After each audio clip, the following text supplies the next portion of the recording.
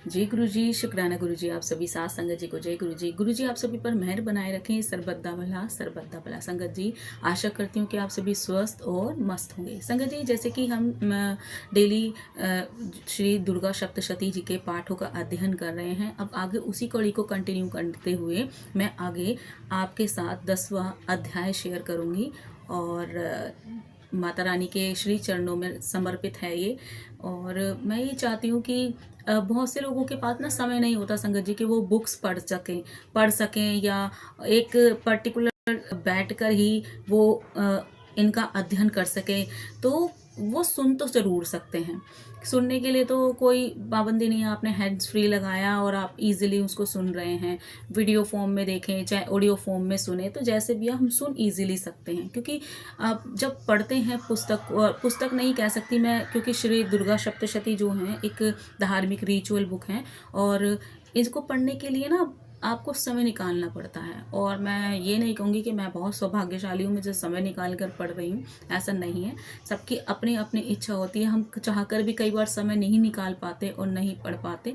तो मैं उसका श्रेय खुद को नहीं लूँगी, ये तो माता रानी की सेवा है और माँ मुझसे करा रही हैं और गुरु जी करवाने वाले हैं, मेरे हाथ में कुछ नहीं है।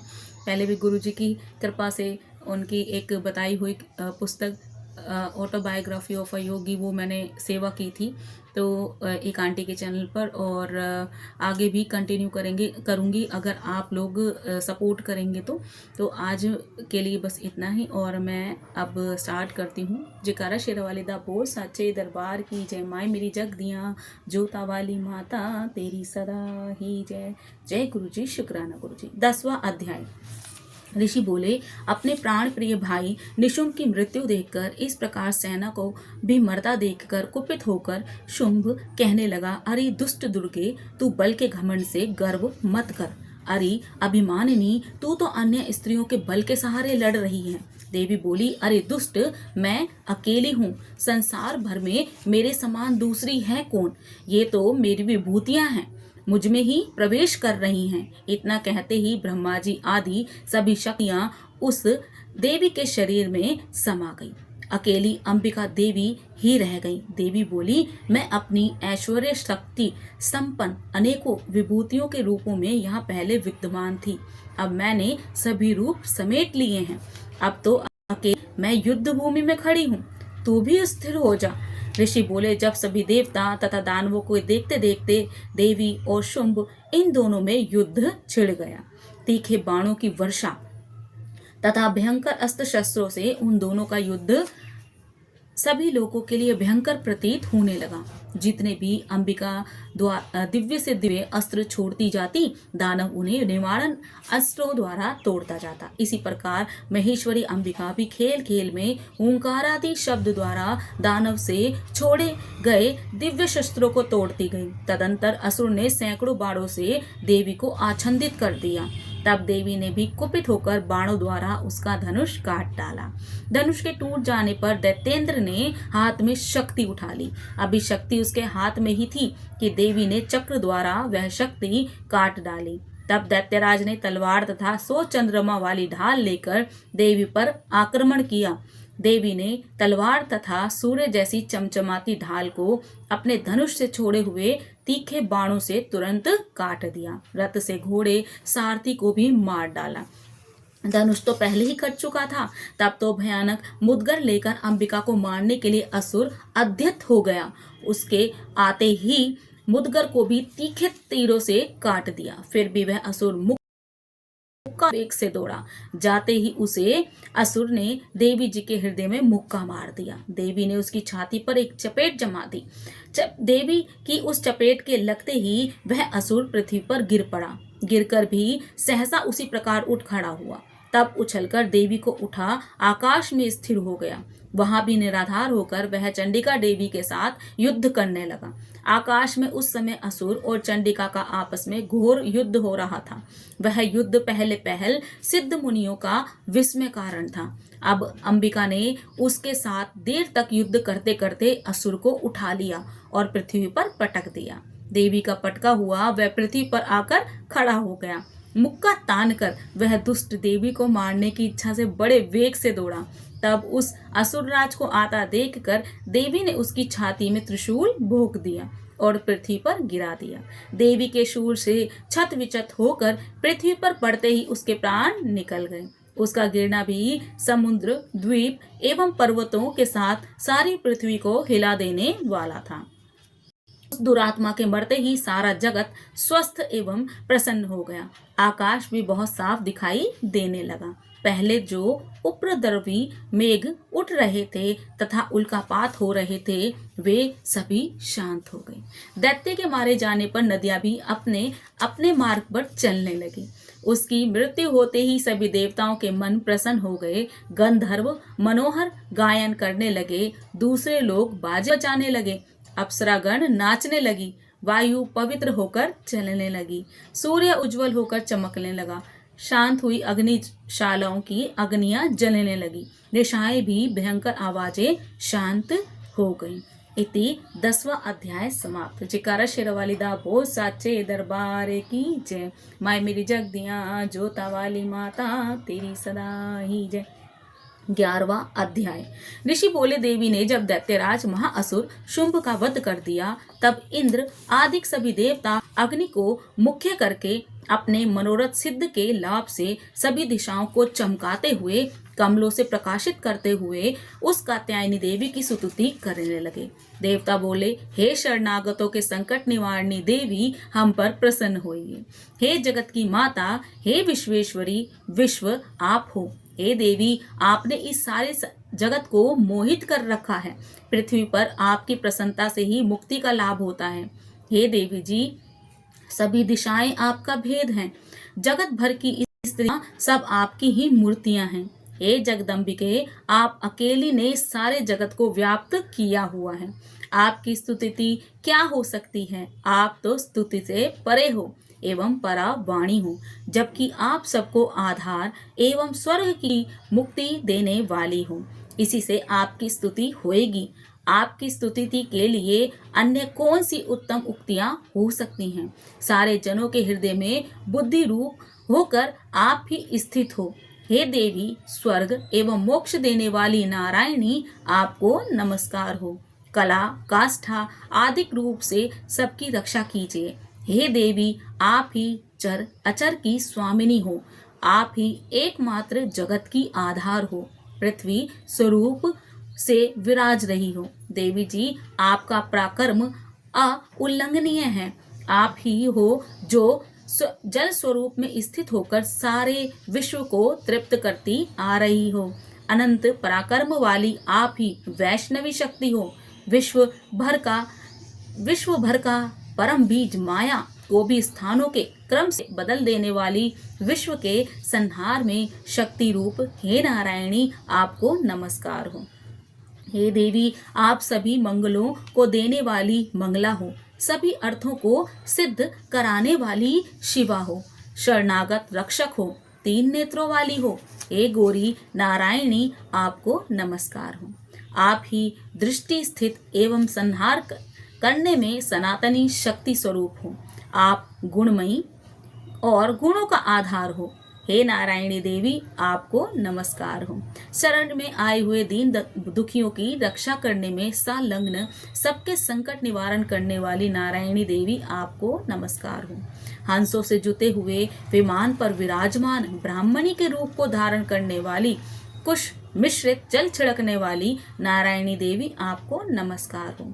माहेश्वरी के स्वरूप से त्रिशूल, चंद्रमा और सर्पों को धारण करने वाली, वृषभ पर बैठने वाली नारायणी, आपको नमस्कार हो।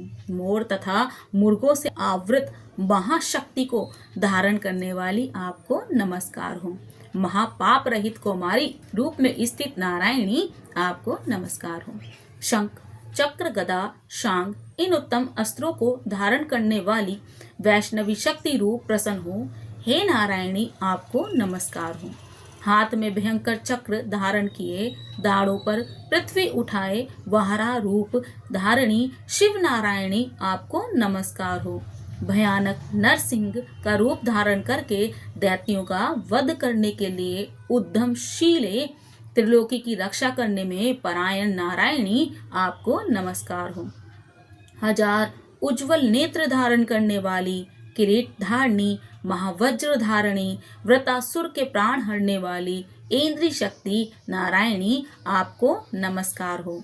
शिवदूती के स्वरूप से दैत्यों में बड़ी सेना का नाश करने वाली, महानाद करने वाली, भयंकर रूप वाली नारायणी आपको नमस्कार हो। भयंकर दाढ़ों से, भयानक मुख वाली, मुंड मालाओं से शोभायमान, मुंडों का मंथन करने वाली चंडिके नारायणी आपको नमस्कार हो। लक्ष्मी, लज्जा, महाविद्या, श्रद्धा, पुष्टि, स्वधा, ध्रुवा, महारात्रि, महाअविद्या हे नारायणी आपको नमस्कार हो। मेधा, सरस्वती, वरा, ऐश्वर्य रूपा, पार्वती, महाकाली, संयमशीला, सर्वस्वामिनी हे नारायणी आपको नमस्कार हो। सर्व ईश्वरी, सभी शक्तियों से संपन्न हे दुर्गा देवी हमारी सभी भयों से रक्षा करो। हे देवी आपको नमस्कार हो। आपका मुख 3 नेत्रों से भूषित अति सुंदर है, हमारी सभी भयों से रक्षा करो। हे कात्यायनी आपको नमस्कार हो। हे भद्रकाली, सभी दैत्यों का नाश करने वाली, भटकती हुई अग्नि की ज्वालाओं से महाभयानक आपका त्रिशूल हमारे सारे भय से रक्षा करें, आपको नमस्कार हो। हे देवी, शब्द द्वारा सारे जगत के व्याप्त करके जो दैत्यों के तेज हनन कर देता है, वह आपका घंटा जैसे माता अपने पुत्रों को पापों से बचाती है, वैसे ही हमारी रक्षा करें। हे चंडिके, आपके हाथों की तलवार जो असुरों के खून और चर्बी से लथपथ हो रही है, वह हमारा मंगल करे। हम आपको प्रणाम करते हैं। हे देवी, जब आप प्रसन्न होती हैं तो सभी रोगों को नष्ट कर देती हैं। आप क्रोध करने पर सभी मनोरथों और कामनाओं का नाश करती हो। आपके आश्रित पुरुषों पर कोई संकट नहीं आता, तो आपके आश्रित पुरुष दूसरों को भी आश्रय देते हैं। हे देवी, आपने जो आज इन धर्मद्वेषी महादैत्यों का नाश किया है, इससे आपने स्वरूपों को अनेक शक्ति रूपों में विभक्त करके किया है। हे अंबिके, के सिवाय और कौन दूसरा ऐसा कर सकता है। विद्याओं में, विचारों के दीपक रूप शास्त्रों में, वेद वाक्यों में आपके सिवा और किसका वर्णन आता है, और ना आपके सिवा कोई दूसरी शक्ति है जो इस विश्व को अंधकार से पूर्ण माता रूपी गड्ढे में खूब भटका रही है। जहाँ राक्षस हो, जहाँ शत्रु हो, जहाँ पर डाकुओं का दल आ जाए, वन में आग लग रही हो, एवं समुद्र के मध्य में जहाँ कहीं उपस्थित होकर आप ही विश्व की रक्षा कर लेती हो। हे विश्वेश्वरी, आप विश्व की रक्षा करती हैं, विश्व रूपा होकर विश्व को धारण करती हो। आप विश्वेश्वरी देवी, आपको श्री वंदनीय हैं। जो पुरुष आपको प्रणाम करते हैं वे विश्व के आश्रय हो जाते हैं। हे देवी, जो इस प्रकार इस समय दैत्यों के वध से तुरंत हमारी रक्षा कर ली, इसी प्रकार नित्य ही हमें शत्रुओं के भय से बचाइए। प्रसन्न होइए और जल्दी से सारे जगत के पाप को नष्ट कर दीजिए। पापों से उत्पन्न महामारी आदि उपद्रव भी दूर हो। हे देवी, विश्व भर के दुख दूर करने वाली, प्रणाम करने वाले हम पर प्रसन्न होइए। इन तीनों के निवासियों से स्तुति की गई माहेश्वरी, मातेश्वरी, सब लोगों को वर दीजिए। देवी बोली, हे देवगण, मैं वर देने को तैयार हूँ, मन चाहा वर मांग लो। संसार का उपकारक वर मैं अवश्य देती हूँ। देवता बोले, हे सर्वेश्वरी, आप त्रिलोकी की समस्त बाधाएं शांत करें और इसी प्रकार हमारे शत्रुओं को भी नाश करती रहें। देवी बोली, हे देवगण, व्यवस्थो मनवंतर के 28वें युग के आने पर शुंभ निशुंभ नामी 2 और महादैत्य पैदा हो जाएंगे। तब मैं नंदगोप की गृहिणी यशोदा के गर्भ से अवतार लूंगी और विंध्याचल में जाकर निवास करूंगी। फिर पृथ्वी पर महाभयंकर रूप से अवतार लेकर वे चित्री नामक दैत्यों का संहार करूंगी। उन वह प्रचित्ति नामक घोर दैत्यों का भक्षण करके मेरे दांत भी अनार के फूलों की तरह लाल हो जाएंगे। तब स्वर्ग में देवता और पृथ्वी पर मनुष्य मेरी स्तुति करेंगे और मुझे रक्त दंतिका कहेंगे। उसके अनंतर जब पृथ्वी पर 100 वर्षों तक वर्षा नहीं होगी, पानी नहीं मिलेगा, तब मुनिजन मेरी स्तुति करेंगे। उस समय मैं आयोनिजा प्रकट होंगी, अपने 100 नेत्रों द्वारा उन मुनियों को देखूंगी।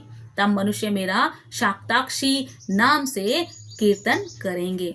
हे देवतागण, उस समय सारे संसार को जब तक वर्षा नहीं होगी तब तक अपने शरीर से उत्पन्न शाक द्वारा पालूंगी। पृथ्वी पर शाकुंभरी नाम से विख्यात हो जाऊंगी। वहां पर मैं एक दुर्गम नाम के दैत्य का वध करूंगी। फिर मेरा नाम दुर्गा देवी इस नाम से विख्यात होगा। फिर जब मैं भयानक रूप धारण करके हिमालय पर रहने वाले राक्षसों का मुनियों की रक्षा के लिए भक्षण करूंगी, उस समय सभी मुनि भक्त से नम्र होकर मेरी स्तुति करेंगे। तब मेरा नाम भीमा देवी विख्यात होगा। फिर जब अरुण नामक दैत्य त्रिलोकी में भय एवं बाधाएं उपस्थित कर देगा, तब मैं त्रिलोकी की रक्षा के लिए 6 पंजों वाले असंख्य भ्रमरों का रूप धारण करके उस महाअसुर का वध करूंगी।